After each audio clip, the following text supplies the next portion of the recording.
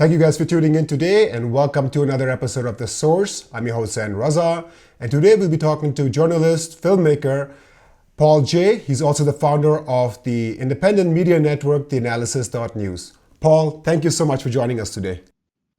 Thanks very much, Zain. It's been a while. Let us begin with the analysis.news that you founded last year. What is this platform all about? It's basically not respecting any of the rules of the road of how you're supposed to do video interviews on the internet, which is kind of shorter and punchier and all the rest. I decided I would do something that I just found interesting myself, which is to go deeper analytically. So they're longer, and I hope in terms of understanding things from the point of view of class and real, when I say historical context, I mean historical context through the view of class, that we get a little deeper than a lot of other things that are around. And number two, something I'm pushing in the direction now, I want what we do to be more connected to people who are organizing. I mean, really in the ground, like I'm going to go in January, and I'm going to go down to West Virginia and do some stories about people organizing in amongst West Virginia coal miners. I have a series running now with a woman named Jane McAlevey, who actually does a lot of work in Germany and does a lot of training for organizers funded by the Rosa Luxemburg Foundation. I have a biographical and also series about how she's learned how to organize to win power, she says. And I think that's really critical to what I hope the analysis does, is that it orients viewers not just towards understanding things, but also with an eye on changing who has power to whatever extent that's possible. What sort of obstacles have you faced so far? So for example, Activism Munich this year, we have won 0 subscribers. We started this year with 95,000 subscribers and we have now 95,000 subscribers. And this has never happened on YouTube. And every year from 2013 onwards, we've always won hundreds, if not thousands. So for example, in 2020, we won 50,000 subscribers, which was a really good year. And this year it's been really difficult. Are you facing similar problems with reach and subscription on your channel? More than subscription, we were growing over the course of the first year to our videos doing 40, 50, 60, 80,000 views, regularly more than 10 to 20,000.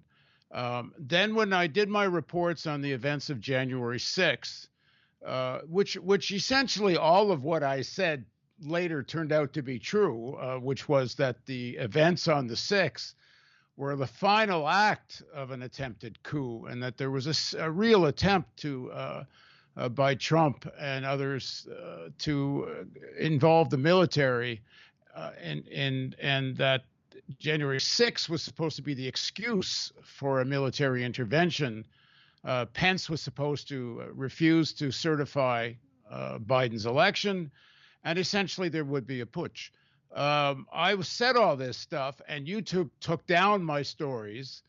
They took down the first one. They took down a second one. They banned me from all advertising on all Google platforms forever.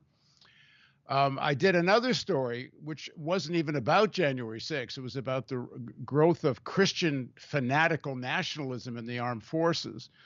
But actually, I shouldn't say it has nothing to do with January 6th. That's actually the real story of January 6th. That's why they thought there could be a coup, because this Christian nationalists are not only in the lower ranks, but in some of the very highest ranks of the armed forces, especially in the Air Force.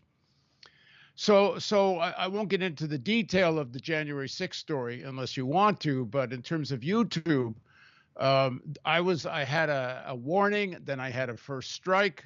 They kept accusing me of spreading misinformation about the 2020 elections. In other words, claiming they had been won by fraud, which all my stories were the exact opposite of that. All my stories were a denunciation of Trump. So I was, one away from being banned on YouTube. Matt Taibbi wrote an article about, and he has a regular thing about called The Censored. And he got hold of YouTube PR people and told them he's writing this piece about the censorship of the analysis. And then, knowing his column was coming out, and he's got a big following, they backed down and they put back my stories. They took away my strike. They didn't take away the warning. They gave me back the great privilege of buying ads on Google. But since then, my views have gone down to next to nothing, from in the thousands and tens of thousands. I'm lucky if one of my videos now does even 2,000. It's a complete ghosting. I almost never get a video recommended. And I don't know, what we can do about it, other than start building our email list and getting people to go directly to our website, theanalysis.news, because clearly YouTube has it in for us. I can't prove this, but there's two events that put me on the radar of the American security agencies. The first was during the Freddie Gray uprising in Baltimore. I was based there doing the real news.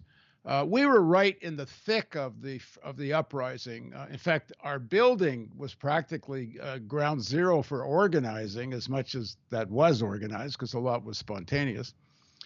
We were right next to City Hall, where a lot of the big protests and rallies were taking place. And we were doing really the best coverage of what was going on. Much more than coverage, we were really connecting the Freddie Gray murder by the police to the reasons for chronic poverty. Not just saying, oh, people are poor, but saying the issue is the relations of production. It's about people own stuff, and the concentration of ownership and the imposition of chronic poverty on Baltimore for the sake of low wages.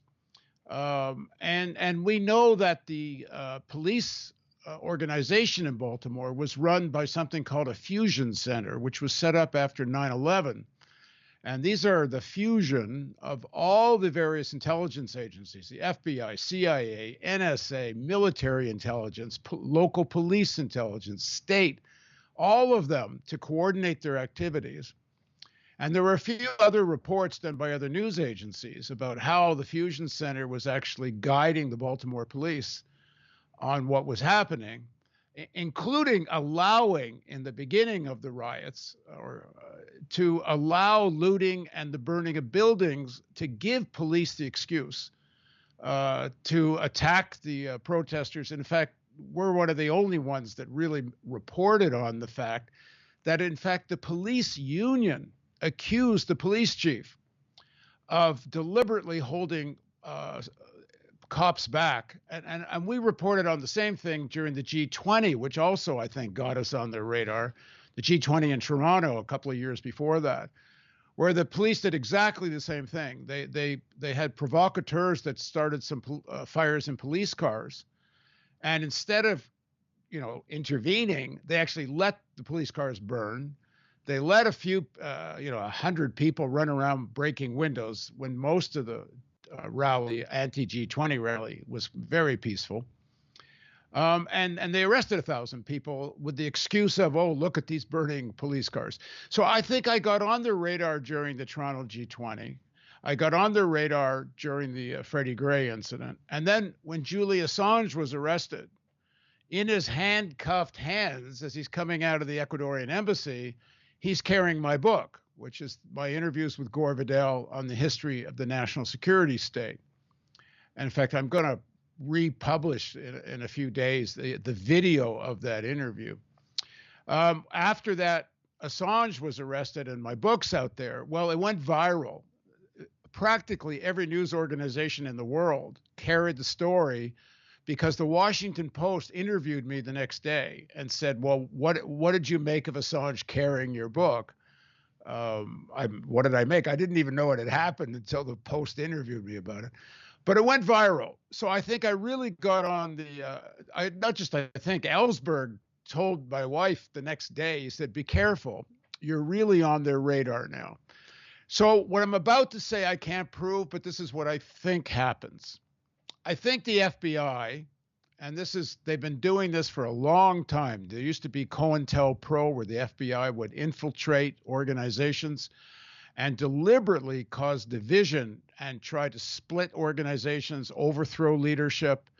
I think I was targeted by something like that. I think that the FBI has algorithms that can intersect with YouTube, where they can flag certain people or organizations and either try to get the channel right off YouTube, but it's just as effective to what they call ghosting and diminish the viewership. And how do you prove that your viewership's being diminished? Well, after they took down my January 6th reports, our views dropped from, thousands, tens of thousands. We're lucky now, as I said, to do 1,000 or 2,000. And it's ridiculous. I know we have far more viewership than that. We can also see from the website. So big tech is clearly intersecting with the security agencies. Yeah, Glenn Greenwald has done a lot of work on that. Basically, the network between big tech and the national security state. And to touch upon WikiLeaks, this is also what happened. We put a lot of focus last year. We went to London twice and did a lot of work interviewing WikiLeaks directly, the campaign, Don't Extradite Assange campaign.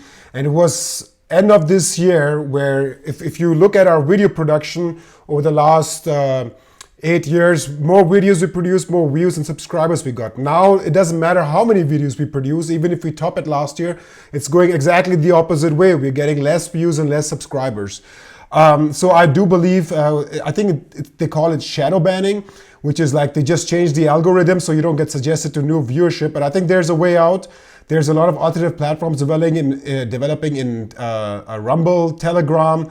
We need to look at that. And most importantly, we need to do what we're doing today, which is talk with each other. Anyways, I want to switch gears here before we go into other issues and talk about something that's not been deserving the attention that it should, especially now with the corona coverage taking forefront again, which some people will argue it should. But nevertheless, there's a bigger threat looming, which is the threat of nuclear war. You've been covering this story on your media outlet quite vigorously. Could you talk about the US role in Taiwan and the rising threat with China? First, provide us with some context and then talk about the recent situation. I'll try. There's a story today of a Chinese submarine surfacing and sailing in the strait between Taiwan and mainland China. And it's a big kerfuffle. Why is this submarine? It's a nuclear-powered submarine with ballistic missiles. And they're speculating that perhaps it needs repairs, which is why it's up on the surface. But it's an indication of just how dangerous the situation is. The Taiwanese themselves are planning to build apparently 8 submarines. The commander of the U.S. fleet in Japan, where says they have 4 or 5 American aircraft carriers in the region of the South China Sea and off the coasts of Japan and Taiwan. He says he wants 7 or 8. The Japanese are building their own submarine. The Chinese are apparently building on assembly lines, destroyers and submarines. What are they going to do with all this stuff? What could they possibly do with all these submarines? The only thing they can do is create the conditions for an accident that could lead to a conflagration.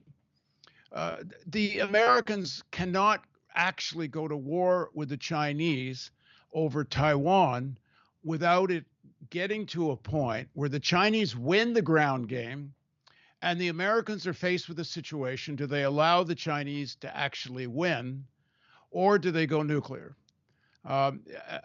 For people that watch the analysis, they know I'm doing a documentary now with Daniel Ellsberg based on his book, Doomsday Machine. And I interviewed him recently. And in one of the days we interviewed, he had a document in his hands. And it was a report commissioned by the Pentagon in 1964 of the Taiwan crisis of 1958. And he says, this is still top secret what I'm about to read to you. I could be arrested, meaning Ellsberg, but so could you, meaning Paul J. and the crew. Are you sure you want to go ahead with this? And we all said, yeah, of course we do. So he read from the document, and essentially it's a report that has minutes from meeting of the Joint Chiefs and other meetings of top military leaders. And about in 1958, Mao Zedong has told the Americans to get out of Taiwan, that it belongs to China. Americans refuse. And the Chinese started shelling one of these little islands that are very, very near the coast of mainland China, as a sort of shot across the bow that you need to get out of here. And so in the meetings, there's minutes of the meeting, and one of the generals says to the other generals that President Eisenhower has already authorized the use of nuclear weapons if we can't contain this with conventional warfare. And one of the other generals says, well, we know we can't.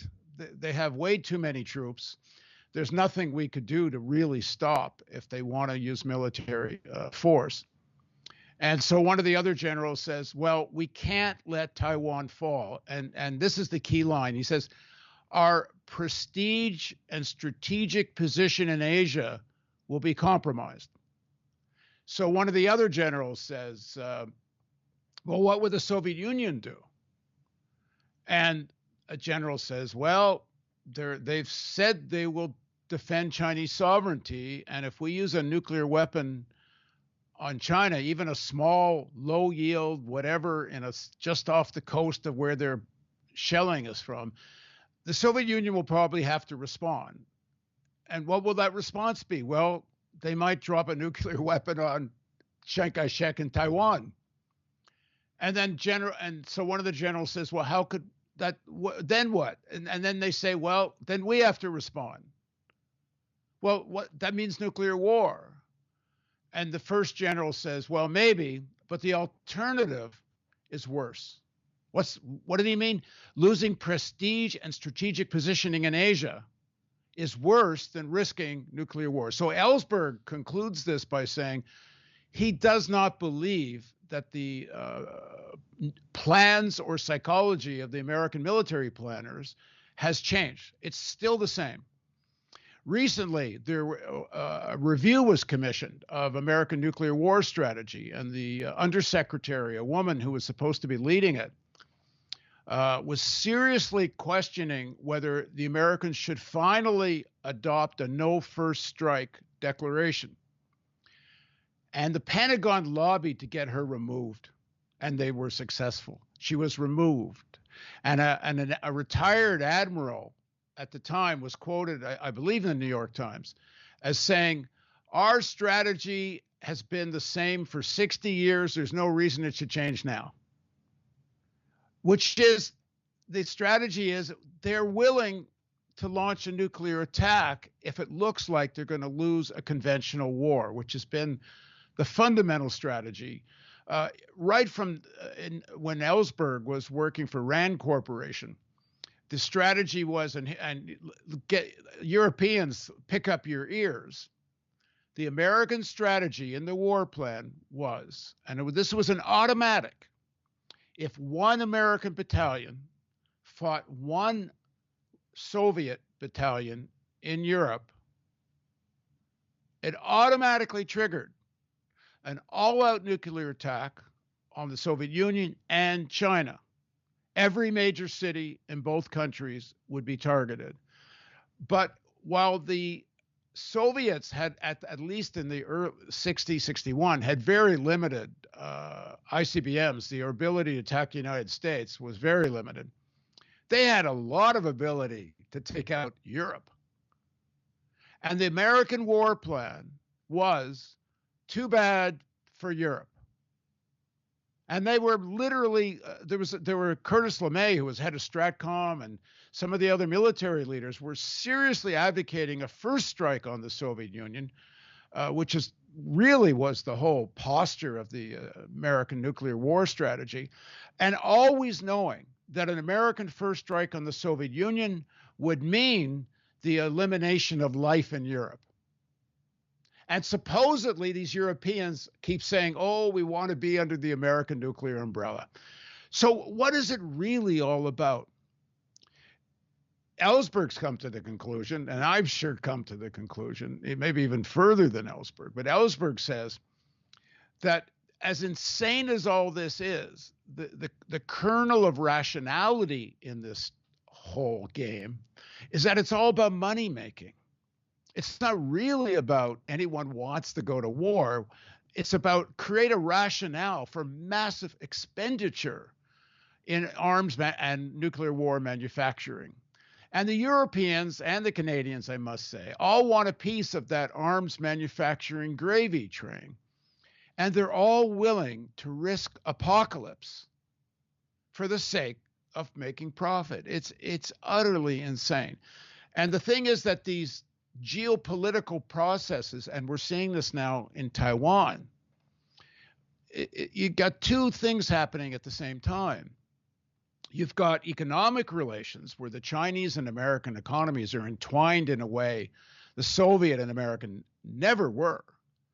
And even now, with all the tension over Taiwan, Apple just gave a major contract to a Chinese company for the next generation of their cell phones. And at the same time, they gave one to Taiwan. They gave a major, BlackRock, the biggest asset management firm in the world, ridiculous. They have something like $8 trillion under management now. They just made a big investment in China, creating a big index fund and other investment funds. So you've got, on one side, you've got an intertwining of the capitalist economies. You have this geomilitary tension over Taiwan because the arms manufacturers, the more tense things are, the better it is for them. And they keep amping up the tension for all, just what I said off the top, but these submarines that Taiwan and others are building. United States is building something like 12 or 13 Ford-class aircraft carriers at the cost of something like $14 to $16 billion each, more than a dozen. I saw a really interesting interview the other day. David Frum, the guy who used to write speeches for George Bush, interviewing another big neocon brain. I forget which, it may have been Kagan. I can't remember which one it was, but one of the big neocon brains. Even he says aircraft carriers are absolutely useless. Both the Chinese and Russians have missiles that can take out aircraft carriers in minutes. They're literally pointless. If there actually is a real fight, they're gone. The only reason to build these things is the amount of profit being made. And what's really the whole irrationality of capitalism, which is the underlying real issue here, is so crazy. Like, who are the biggest owners of the companies, corporations that make atomic bombs, that are making the Ford-class aircraft carriers? Who are the biggest investors? The exact same financial sector that's putting money into China. It's entirely irrational, except that it's all about profit making. But it's so damn dangerous because they're playing with literally ending life on Earth, because one damn accident, and there's been a few over the years that have come within a hair of blowing us all up. And like Ellsberg and others have said, it's a complete miracle that we're still here. So, as much as it's important to focus on the question of climate change, and there's no doubt it's an existential threat, nuclear war is also, and in some ways even more immediate, existential threat. So yeah, we really need to talk about all this, and the idea of people in the climate change movement and activists. We all have to, no matter what people are involved with, we need to be educating, organizing around both climate and the issue of nuclear war. So Paul, let us conclude part one right here and focus on Julian Assange and foreign policy in part two. Thank you so much for your time for part one. My pleasure. If you can call talking about nuclear war a pleasure. And thank you guys for tuning in. Don't forget to subscribe to our YouTube channel so you can watch part 2 where we will focus on Julian Assange and also more on foreign policy. And to donate so we can continue to produce independent and non-profit news and analysis. I'm your host, Zain Raza. See you guys next time. These are the building blocks that make up our organization and the goals we would like to achieve. In order to continue our journalism until 2022, and realize these values fundamental to our democracy, we need 1,000 supporters in our crowdfunding campaign, donating only €5 or dollars per month via Patreon or bank account. Right now, we have only 200 supporters and are not able to take the next step. Our future is in your hands. Strengthen independent journalism and be part of meaningful change.